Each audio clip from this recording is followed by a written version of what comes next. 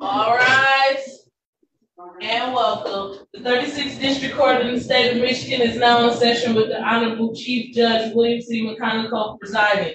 Calling case 230-593-4901, people of the state of Michigan versus Denario Maurice Washington. Defendant charged with count 1, assault with intent to murder. Count 2, assault with intent to do great bodily harm less than murder by strangulation.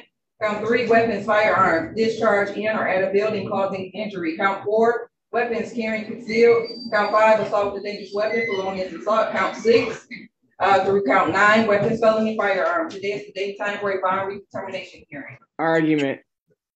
Judge, my client's 21 years of age.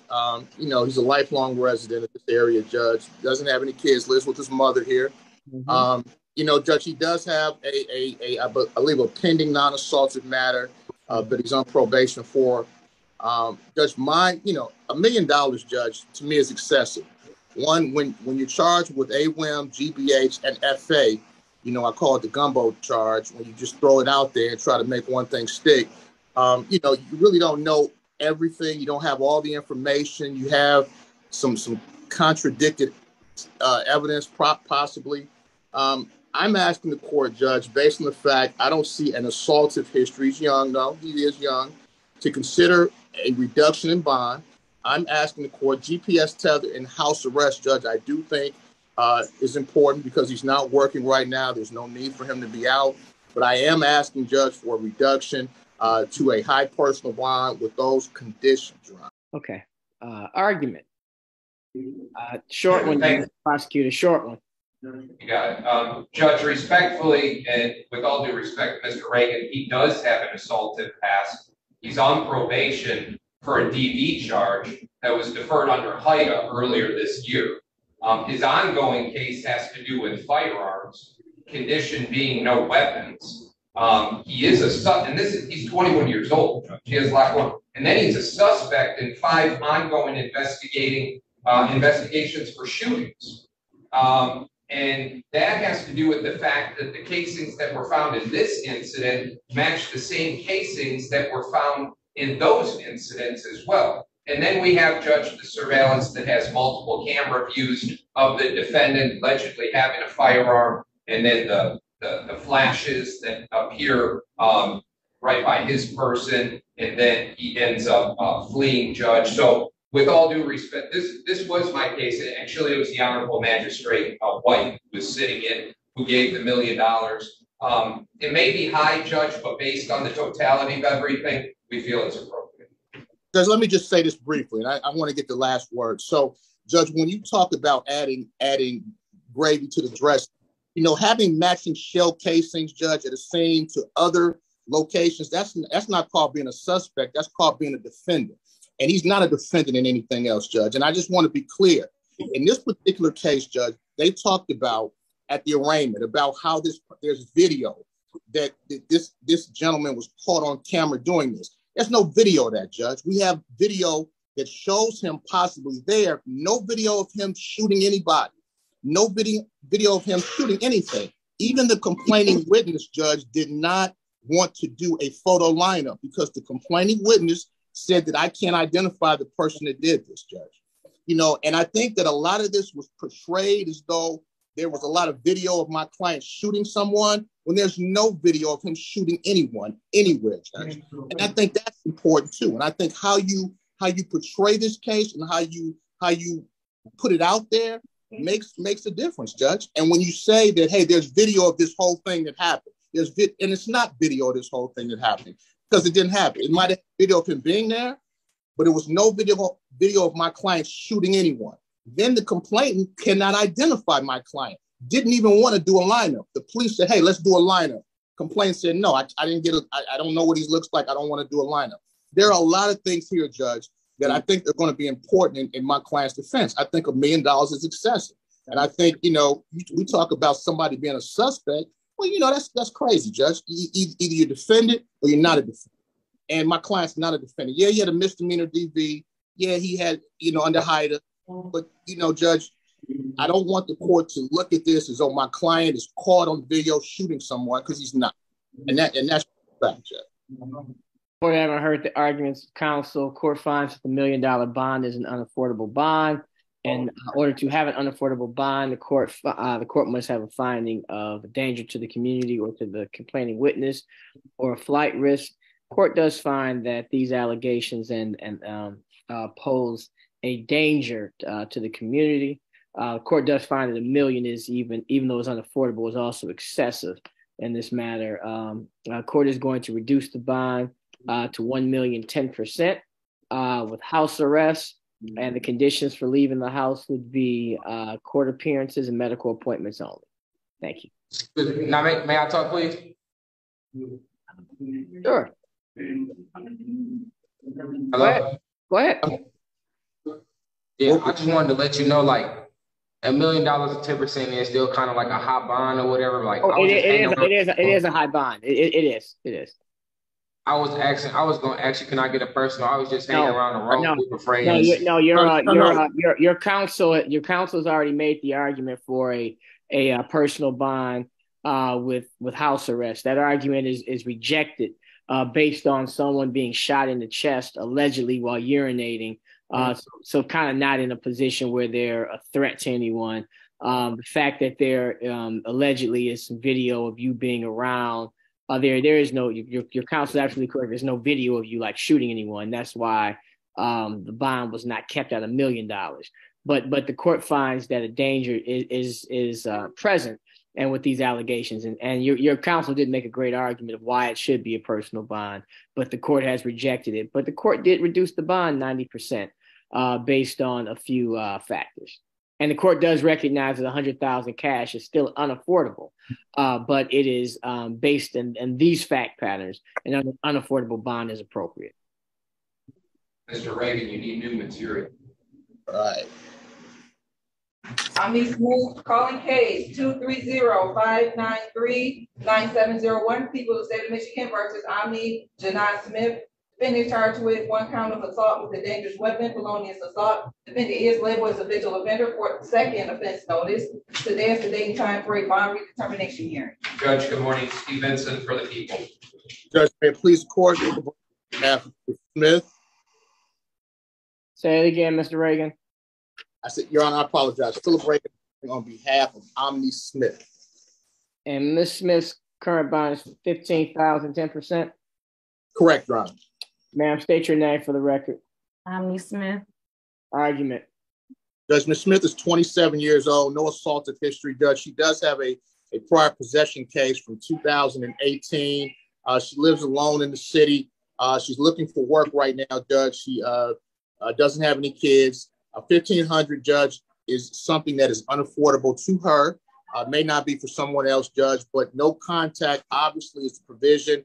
With Deontay Daniels, who was the complainant, I would ask the court to consider reduction from a $1,500 bond to $1,500 personal with a tether and no contact with the complaining witness in this matter.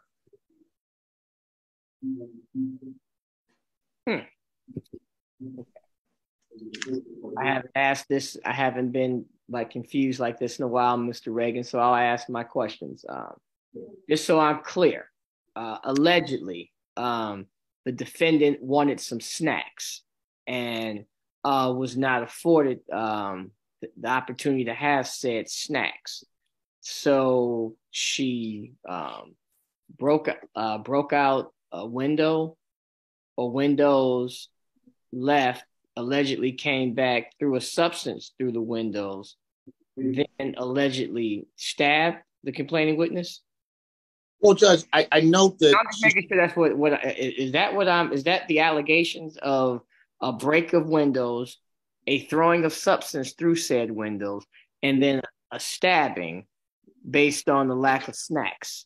I don't think so, Judge, only because there's only I don't see a malicious charge, and maybe I don't have all the right information. I just have the felonious assault count. But you could be right. Okay. So there's so you don't have any breaking of windows and throwing of yellow substance. You just have the alleged stabbing. The alleged stabbing, Judge. Okay. It's it's charged as FA, Judge. It's not AWMGB. Maybe I could. I mean, I guess it's stabbing. Allegedly, it was an arm or something like that. Okay. Okay. Yeah. Out of her nature.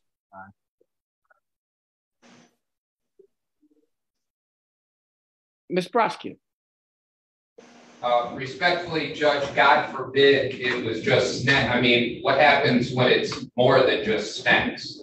We have an alleged assault here where this individual ends up stabbing somebody twice in two different parts of their body. And then, Judge, the same individual, allegedly what she was wearing at the time of the incident, some jacket, was found in a backpack on her person when police ended up detaining her, and that jacket had blood on it.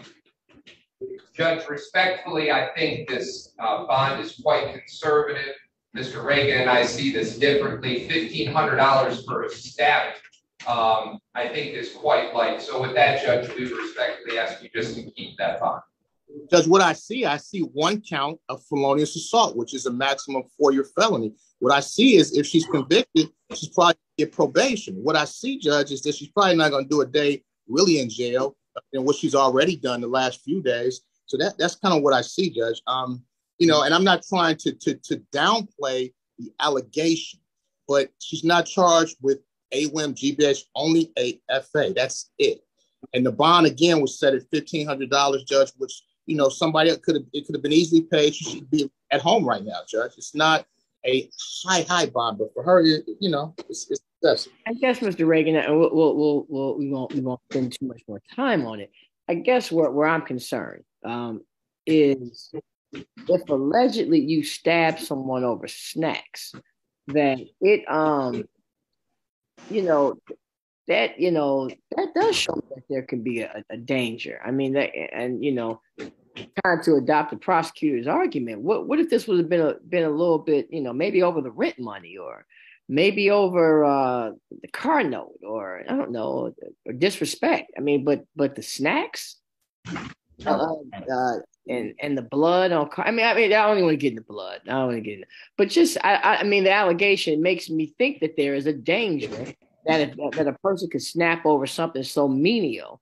It causes me pause, and the bond is it is a low bond for a stabbing, but the FA is the maximum penalty is low also. So I understand your argument, and I'll let you finish on this, Mr. Reagan. Go ahead.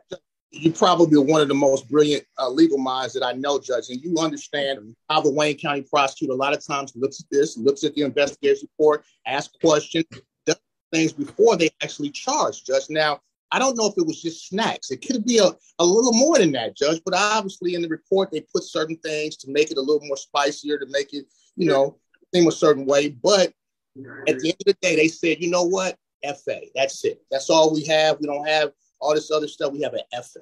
And I think that's important just to look at. Judge, if I may, just for the record, I think I've complimented you for your legal acumen a few more times than Mr. Reagan. So if you're giving points on that, just know that this will be that. You guys are something else today. All right. Client work, Mr. Reagan. I'm sorry, Your Honor. Does your client work? He does not, Your Honor. She is seeking employment. That's one of the things that she is in the process of doing, Your Honor.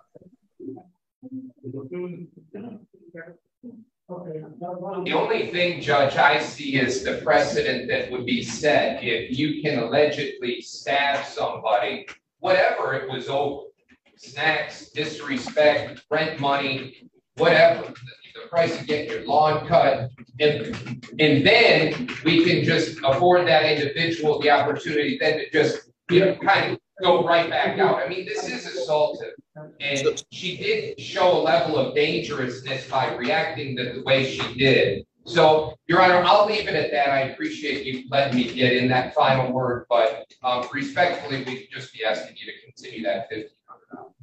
So, Judge, while you're thinking, I'll talk a little bit. So, when you point a knife at somebody, that's FA. When you point a gun at somebody, that's an FA. This is an FA, Judge. We're not talking about AWIM, GBH. We're talking about FA. And I'm not trying to downplay it, but it's more to it, I think, Judge, because the prosecutor only charged it based on their investigation. Court haven't heard the arguments of counsel. Really, the strongest argument that the prosecutor has is the precedent. I don't think it's a good precedent to have a person you stab, you get a personal bond. I don't think that is a I don't think that's a good precedent, honestly. But the court is going to this matter to a $15,000 personal bond with house arrest. The only conditions for leaving the house would be for medical appointments and court appearances only, and there's no contact provision with the complaining witness.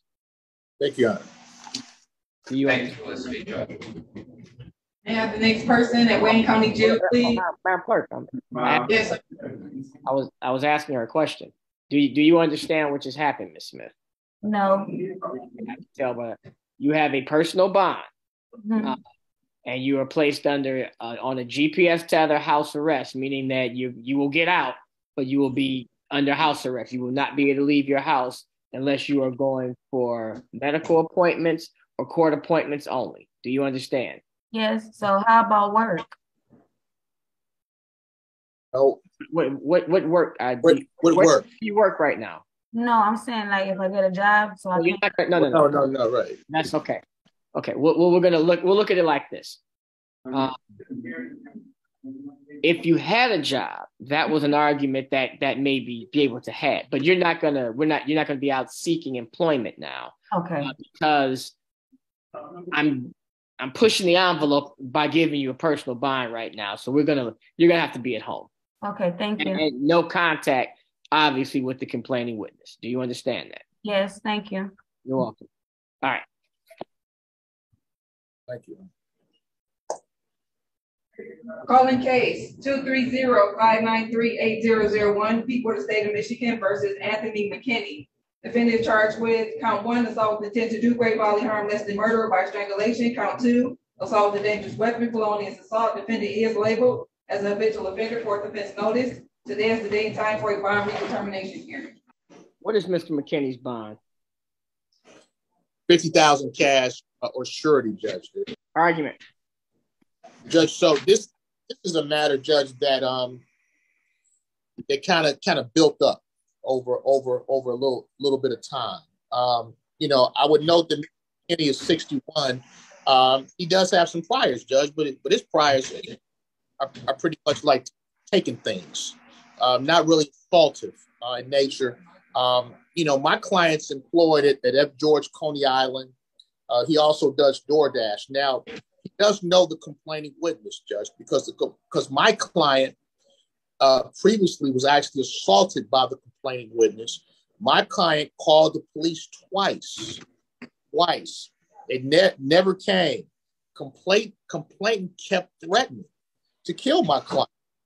The complainant threw bricks through my client's windows. Did several things. Now, the allegations are my client had a bat. My client kind of beat the complaint. Now, I don't know the full story, Judge, because there's always two sides to the story.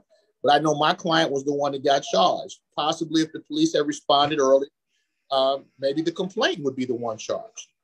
But we're here, and we have to deal with this. Now, based on the fact my client, 61, doesn't have assaultive history in his past, has a lot of some retail fraud, stealing, all that, stolen property, that kind of stuff.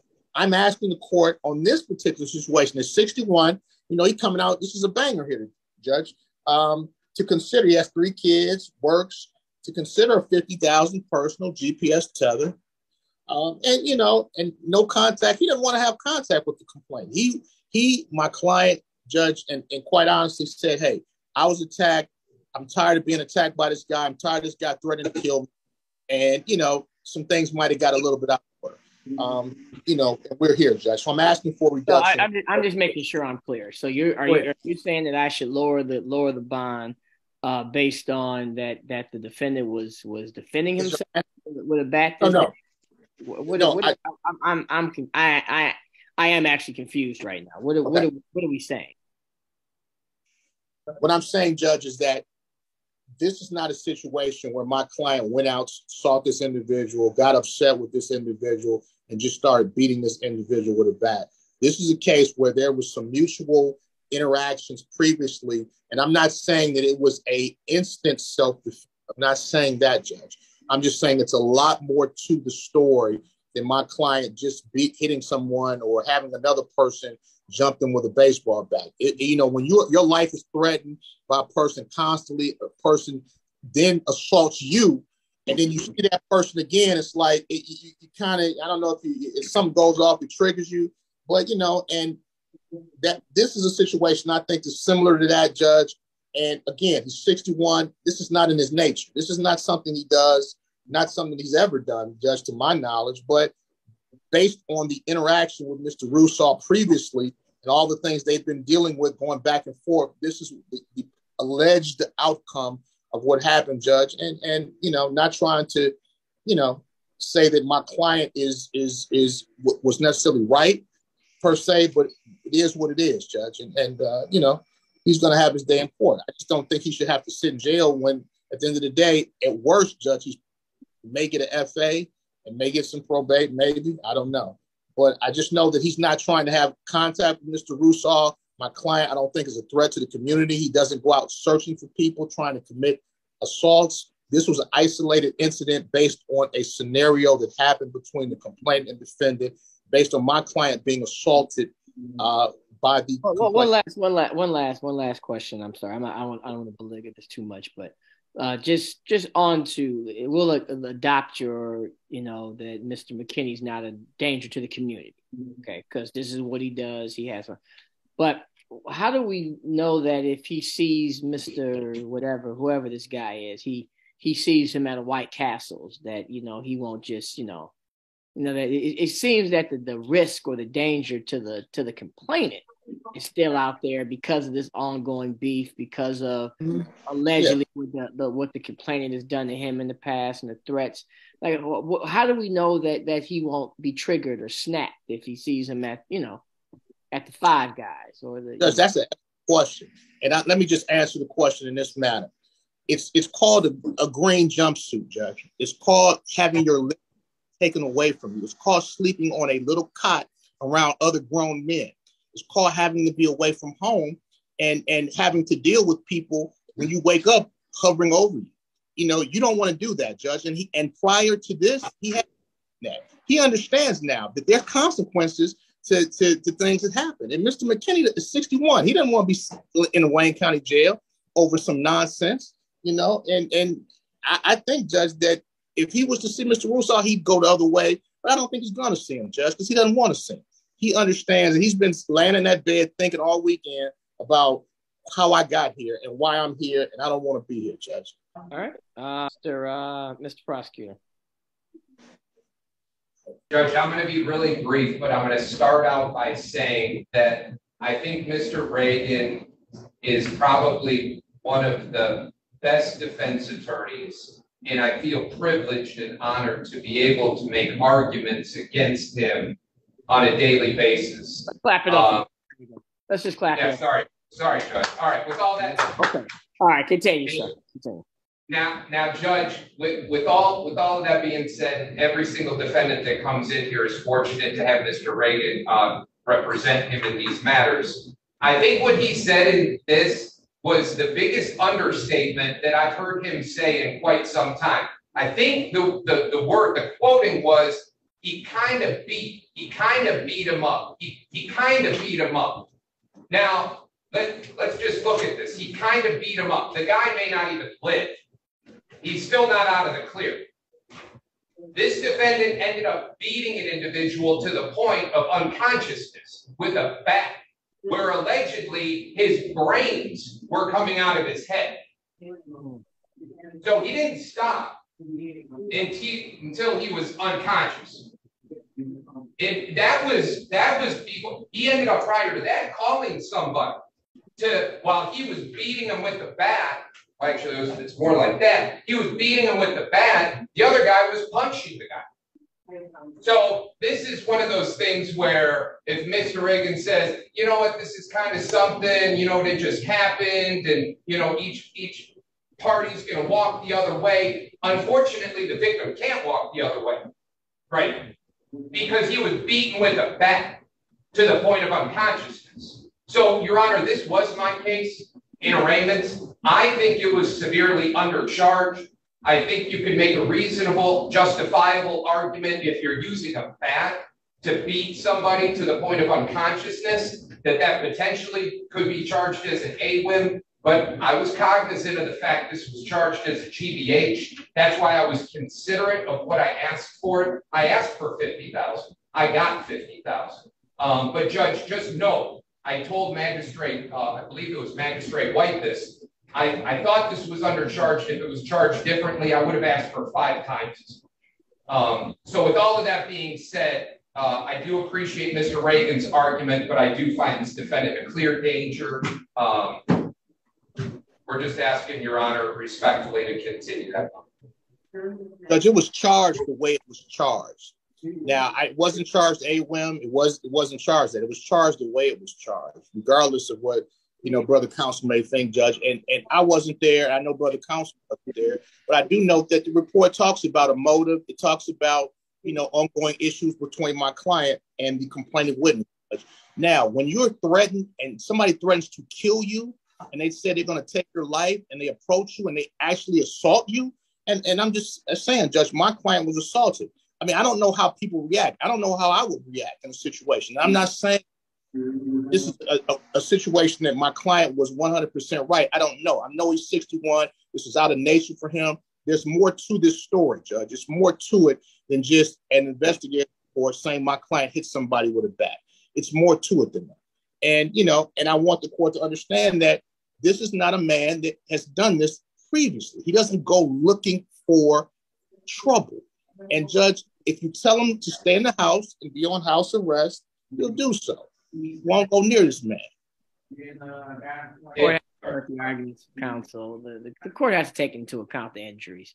The court has to take into account the type of beating that allegedly occurred here.